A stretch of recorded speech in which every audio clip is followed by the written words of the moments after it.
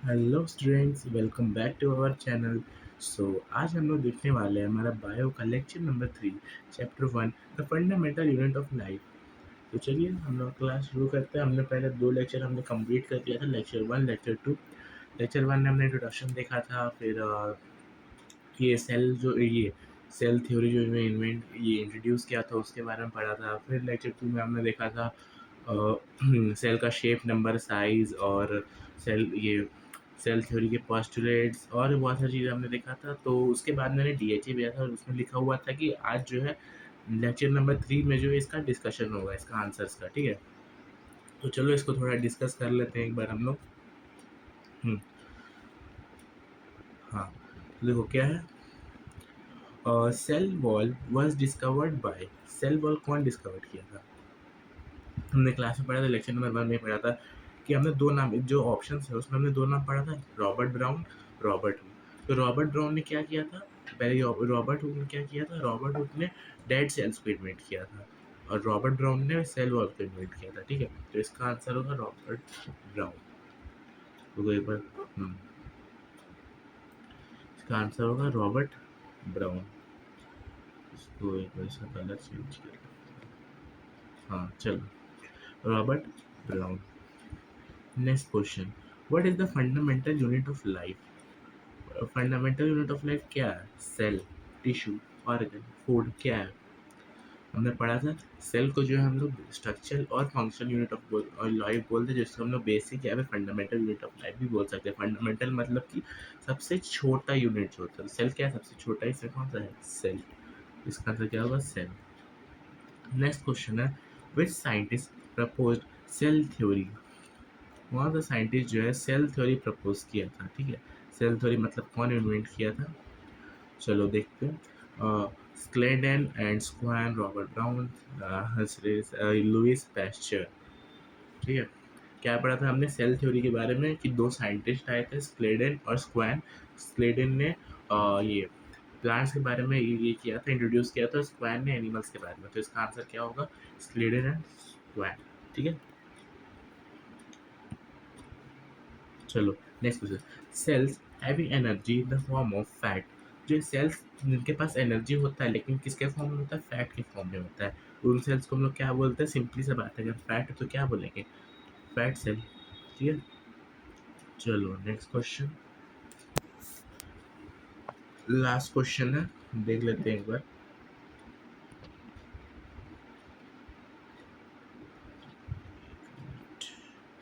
हाँ चलो, विच नहीं, एक और क्वेश्चन है इसमें, which advancement allowed scientist to observe the complex structure of cells and their organelles?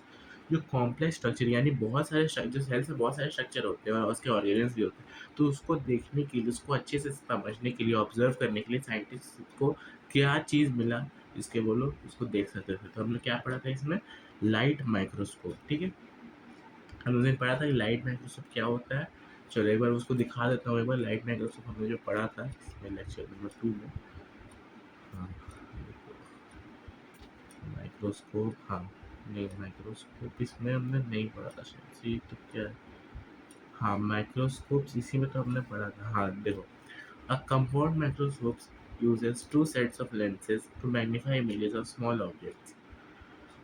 It is a high-power microscope with better resolution than a simple microscope. Compound microscopes are commonly used in biology, medicine, forensics. They allow for real-time viewing of specimens, samples, and are more affordable than electron microscopes. तो इसका क्या answer क्या होगा? Compound microscope. ठीक है, आ गया। हाँ, क्या था होगा? Compound microscope. नेक्स्ट क्वेश्चन है, what is the shape of mesophyll cells?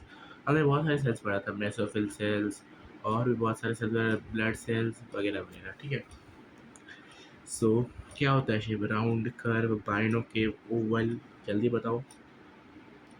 हाँ जी, इसका होगा राउंड। क्यों? क्योंकि हमने उस दिन क्लास में पढ़ा था कि राउंड जो है मेसोफिल सेल्स का होता है। एक और सेल से मैं उसका नाम भूल गया, लेकिन उसका भी होता है राउंड। ठीक है, तो हमने सारे क्वेश्चन डिस्कस कर लिए। अब बढ़ते हैं हमारी क्लास की ओर। ठीक है, अब क्वेश्चन डिस्कस हो गए, अब लेक्चर में जाते हैं। ये हमारा है और देखते हैं क्या क्या पढ़ना है हम लोग को। Prokaryotic cells, eukaryotic cells, diffusion, osmosis, types of osmosis. ये हमारा टॉपिक्स है, आज हम लोग को इसको कवर करना है, ठीक है। चलो देखते हैं, आज ट्राई करते हैं सारा पूरा टॉपिक कवर करने का। चलो, प्रोकैरियोटिक सेल्स क्या होता है? Prokaryotic cells, these are incomplete form of cells. जो ये सेल्स होती है इनकम्प्लीट होते हैं, पूरे अच्छे से वेल डेवलप नहीं होंगे, पूरे डेवलप नहीं रहते, इनकम्प्लीट, उसमें कुछ ना कुछ इनकम्प्लीट रहेगा ही, ठीक है। वो इनकम्प्लीट फॉर्म ऑफ सेल्स किसको बोलते हैं? प्रोकैरियोटिक सेल्स को। Some contains a region called nucleoid.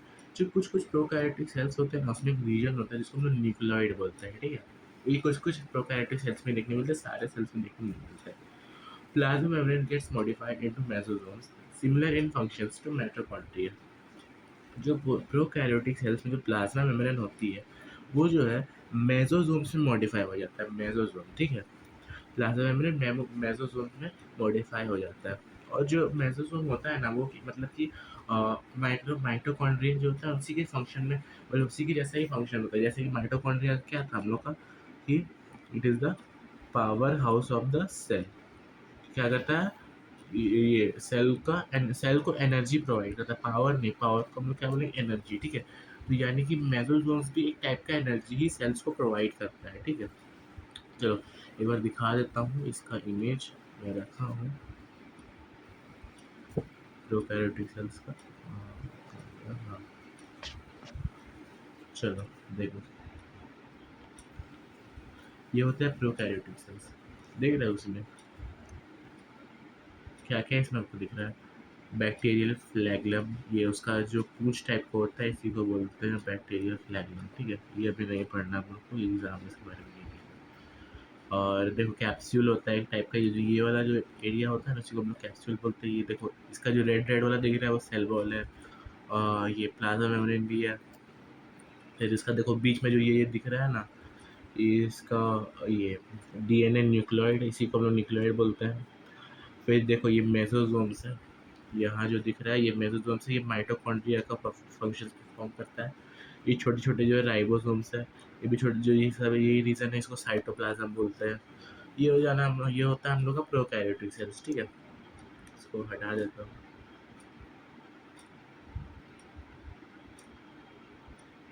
चलो अब देखते हैं हमारा यूकैरियोटिक सेल्स, प्रोकैरियोटिक, यूकैरियोटिक, ठीक है। They are well developed cells, ठीक उसका उल्टा ही है। जो प्रोकैरियोटिक था हम लोग का जो है वेल डेवलप नहीं था, लेकिन जो यूकैरियोटिक है वो हम लोग का वेल डेवलप्ड सेल्स होता है, ठीक है। These are found in animals, plants, fungi etcetera. ये जो है हमारा ये यूकैरियोटिक सेल्स जो है हम लोग किसमें फाउंड होता है? प्लांट्स में, एनिमल्स में और फंगीज में, ठीक है। They have nuclear membrane and nucleus, nucleus, nucleolus, ठीक है, न्यूक्लियोलस, न्यूक्लियस में उसमें क्या था हमारा, क्या था ये ये न्यूक्लियोइड होता था। इसमें हम लोग का न्यूक्लियोइड होता था, और इसमें हम लोग का क्या है, न्यूक्लियर मेम्ब्रेन और न्यूक्लियोलस, वही न्यूक्लियोलस, ठीक है। चलो प्रोकैरियोटिक सेल्स हमने पढ़ लिया। क्या देखो डिफरेंस क्या होता है प्रोकैरियोटिक सेल्स में? वो जो है वेल डेवलप सेल्स नहीं होते प्रोकैरियोटिक, और यूकैरियोटिक वेल डेवलप होता है। फिर प्रोकैरियोटिक जो होता है उसमें न्यूक्लियोइड होता है, और इसमें जो है न्यूक्लियर मेम्ब्रेन, न्यूक्लियोलस होता है।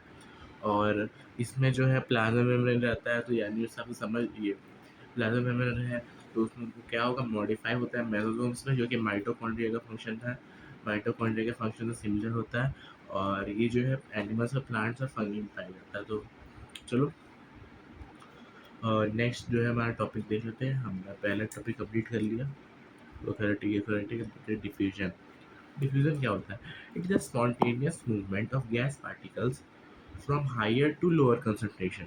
देखो हायर टू लोअर जो होता है ना हमारा, मतलब कि दो टाइप का ट्रांसपोर्ट होता है हम लोग का, ठीक है। इसको हाँ, दो टाइप का हम लोग का होता है, इसको मैं अभी दिखाता हूँ आपको। एक चीज़ बताना था, देखो हम लोग का जो होता है ट्रांसपोर्ट, ठीक है, ट्रांसपोर्ट का हम लोग का दो टाइप्स होता है, ठीक है। ट्रांसपोर्ट का दो टाइप्स होता है, एक होता है एक्टिव, एक होता है हम लोग का पैसिव, ठीक है। एक्टिव ट्रांसपोर्ट, पैसिव ट्रांसपोर्ट, अभी हम लोग पैसिव ट्रांसपोर्ट कर रहे हैं, ठीक है, एक्टिव नहीं पढ़ना है। पैसिव में क्या होता है ना, कि हायर टू लोअर कंसंट्रेशन जाता है, मतलब कि जहाँ पे ज़्यादा कंसंट्रेशन यानी ज़्यादा जहाँ पे अमाउंट है वहाँ से वो लोअर की तरफ जाएगा, मतलब कम अमाउंट में जाएगा। यही अगर हम लोग देख लें एक्टिव में, तो एक्टिव में ठीक उसका उल्टा होता है, जो हम लोग का लोअर से हायर कंसंट्रेशन जाता है। ये हम लोग को अभी नहीं पढ़ना है। ऑस्मोसिस भी हम लोग का एक पैसिव ट्रांसपोर्ट ही है, ये हम लोग को अभी नहीं पढ़ना है हम लोग को ट्रांसपोर्ट के बारे में। वैसे ये ट्रांसपोर्ट पढ़ना हम लोग को क्या है, पैसिव ट्रांसपोर्ट। एक्टिव ट्रांसपोर्ट अभी नहीं पढ़ना है, ठीक है। चलो, हाँ, diffusion it is a spontaneous movement of gas particles from higher to lower concentration. क्या देखा था आपने, हायर टू लोअर कंसंट्रेशन, लेकिन किसका होगा, गैस पार्टिकल्स का। जैसे कार्बन डाइऑक्साइड, ये सब जो होते हैं गैस पार्टिकल्स, इसका हम लोग का स्पॉन्टेनियस मूवमेंट जो होता है, ठीक है, उसी को हम लोग बोलते हैं हायर टू लोअर कंसंट्रेशन। ये जो एक्सचेंज ऑफ गैसेस होता है ना, ये होता है एक्सचेंज ऑफ गैसेस, ठीक है। It is also known as exchange of gases through किसके, स्टोमेटा। स्टोमेटा के थ्रू जो हम लोग का एक्सचेंज ऑफ गैसेस होता है, उसी को हम लोग बोलते हैं डिफ्यूजन। ये टाइप का क्या है, पैसिव ट्रांसपोर्ट हमने पढ़ा था उसमें, ये पैसिव ट्रांसपोर्ट है। चलो, डिफ्यूजन हम लोग का हो गया।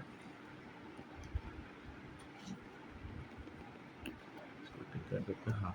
Osmosis it is the spontaneous movement of water molecules. इसमें क्या देखा था हम, देखो इसमें क्या हमने देखा पिछले बारे वाला में, डिफ्यूजन में, इसमें जो है गैस पार्टिकल्स होता है, ठीक है। तो ये डिफ्यूजन में क्या होता है, गैस पार्टिकल्स होता है, लेकिन ऑस्मोसिस में क्या होता है, वाटर मॉलिक्यूल्स होता है, ठीक है। From higher to lower concentration, ये भी हायर टू लोअर कंसंट्रेशन जाता है, क्योंकि ये भी एक पैसिव ट्रांसपोर्ट है। It is a movement through PM यानी प्लाज्मा मेम्ब्रेन। देखो, इस जो इसका मूवमेंट होगा स्टोमेटा के थ्रू होगा, और इसका जो ऑस्मोसिस का मूवमेंट होगा प्लाज्मा मेम्ब्रेन की तरफ होगा। एक बात बताता हूँ, देखो, अगर जो है मान लो वाटर मॉलिक्यूल जो है सेल मेम्ब्रेन को यानी प्लाज्मा मेम्ब्रेन को अगर क्रॉस नहीं किया, तो उसको हम लोग ऑस्मोसिस नहीं बोलेंगे, उसको हम लोग डिफ्यूजन ही बोलेंगे।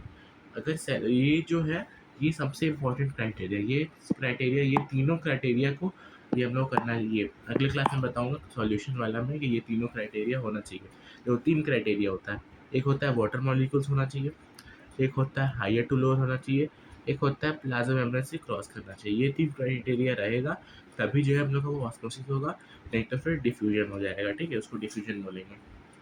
चलो, it could be endo osmosis और एक्सो ऑस्मोसिस। इसमें थोड़ा ये हो गया था, एंडो ऑस्मोसिस होता है ये इसको थोड़ा सही कर लो, दिक्कत होगा। एंडो ऑस्मोसिस, ठीक है, एंडो ऑस्मोसिस होता है। हम्म, चलो, एंडो ऑस्मोसिस, एक्सो ऑस्मोसिस। एंडो ऑस्मोसिस और एक्सो ऑस्मोसिस क्या होता है, देखो, एंडो ऑस्मोसिस मतलब कि इन, ठीक है, ईएन मतलब कि इन, यानी कि देखो, ईएन मतलब कि इन, अंदर आना, ठीक है। तो सॉल्वेंट इनटू द सेल, यानी सॉल्वेंट क्या होता है, हम लोग यूनिवर्सल सॉल्वेंट क्या है, वाटर। सॉल्वेंट कुछ भी हो सकता है, सॉल्वेंट जो है वो सेल के अंदर आएगा। एक्सोऑस्मोसिस में क्या होगा, बाहर जाएगा, out of the cell, solvent out of the cell. तो एक्स मतलब क्या हो गया, एग्जिट, ठीक है। एक्स मतलब क्या, ई एक्स मतलब क्या हो गया हम लोग का, एग्जिस्ट, सॉरी, एग्जिट। तो एंडोसल्फास में क्या होगा, सॉल्वेंट जो है, यानी कि जो भी सॉल्वेंट रहेगा वो सेल के अंदर आएगा, और एक्सोऑस्मोसिस में सॉल्वेंट जो है वो सेल के बाहर जाएगा, ठीक है। ये होता है टाइप्स ऑफ ऑस्मोसिस। तो हमने ये भी टॉपिक पढ़ लिया। अब हम लोग का इसमें भी एक चीज़ बचता है, यानी एक चीज़ हम लोग को पढ़ना था, जो कि है ये, इसमें मतलब कि सॉल्यूशन ही पढ़ना था। आज की क्लास में पढ़ लेते, लेकिन कोई बात नहीं, 15 मिनट का क्लास होगा, कोई दिक्कत नहीं है, नेक्स्ट क्लास में कर लेंगे, इसमें थोड़ा ज़्यादा टॉपिक कर लेंगे नेक्स्ट क्लास में। क्योंकि अगर सोल्यूशन के बारे में बताऊंगा लाइव, ये दिखा के, लाइव सॉरी, ये उसका पिक्चर दिखा के कैसे होता है, तो वो आप लोगों को समझ आ जाएगा, ठीक है। चलो students, thank you for the class. So मिलते हैं हमारे नेक्स्ट क्लास में, लेक्चर नंबर 4 में। तो जो DHA में DHA आ गया होगा आप लोग के, ये यूट्यूब पे आप लोगों का DHA आ गया होगा, तो वो DHA को ट्राई करके सॉल्व करें, नहीं तो अगले क्लास में तो डिस्कस होगा ही। इसको मैं आपका सेव कर देता हूँ, क्योंकि इसका ये भी आपको भेजना है ना, ये मैं PPT में सेव कर देता हूँ। चैप्टर 1 बायो, लेक्चर 3, ठीक है। मिलते हैं स्टूडेंट्स लेक्चर 4 में। Thank you for the class, bye.